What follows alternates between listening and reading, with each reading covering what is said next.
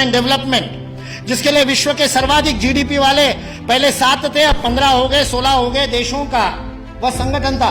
उस ओईसीडी ने सन 2000 में एंगस मेडिसन नाम के अर्थशास्त्री को यह काम दिया कि वो विश्व का आर्थिक इतिहास लिखे। और चूंकि उनकी गणना, उनकी हिस्ट्री 0 ईस्वी से शुरू होती है, तो एंगस मेडिसन को भी काम दिया 0 ईस्वी से 2000 ईस्वी तक 2000 वर्ष का आर्थिक इतिहास लिख दीजिए। उस पुस्तक का नाम है economic history of the world millennial perspective by Angus medicine.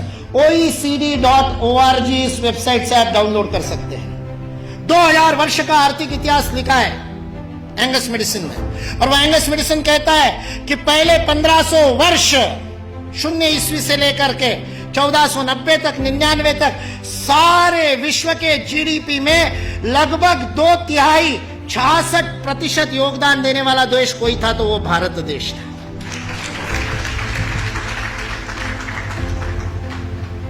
मैं सोच रहा था, इतिहास का मैं विद्यार्थी हूं, आपके जैसा इतना अध्ययन तो नहीं किया, लेकिन मैं सोच रहा था ये 1500 से क्या संबंध है, तो पता चला वास्को दी गामा 1498 में आया था। और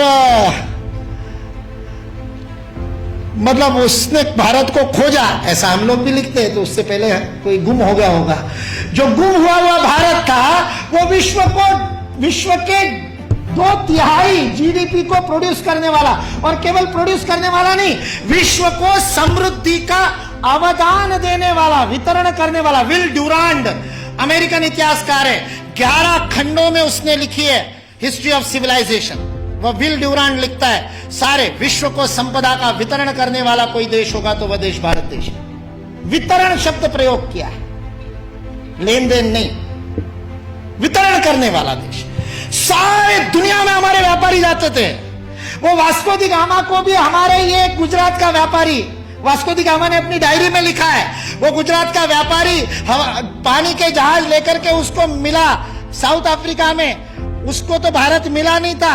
इसने कहा अच्छा भारत खोज रहे हैं, चलो मैं ले चलता हूं। उसको मसाले भरने थे, इसलिए वो कालीकट गया, इसलिए वास्को दी गामा को कालीकट ले गया, नहीं तो भरूच ले आता गुजरात में। फिर हमारे इतिहास वाले लिखते कि वास्को दी गामा भारत को खोजता खोजता भरूच पहुंचा। वास्को दी गामा को भारत के व्यापारी कान्हा भाई ने खोजा, मिल गया, और उसको कहते को भारत खोजना है, चल भाई मैं दिखाता हूं, चल मेरे साथ, और साथ में ले। ये वास्को दी गामा ने अपनी डायरी में लिखा है, वो बेईमान नहीं है, उसको छिपा करके इतिहास की किताबें लिखने वाले बेईमान है। वास्को दी गामा की डायरी का उद्धरण दिए बिना हमारे को गलत इतिहास पढ़ाने वाले बेईमान है। वास्को दी गामा ने तो ईमानदारी से लिखा है, उसने ये भी लिखा है कि उस कान्हा भाई के जहाज मेरे जहाजों से कई गुना अधिक प्रगत थे। 40 खेने वाले लगाने के बाद भी मेरे जहाज को उतनी गति नहीं थी जो उससे 3 गुना बड़े, 3 मंजिल वाला जिसके ऊपर डेक था, ऐसे जहाज को केवल 16 नाविक खेते थे। ऐसा कान्हा भाई का जहाज था। भारत की विज्ञान और तकनीकी की स्थिति अंग्रेज इस देश में आए तब सारे विश्व से अधिक उन्नत थी। ये अंग्रेजों में से कुछ ईमानदार इतिहासकारों ने लिख करके रखा।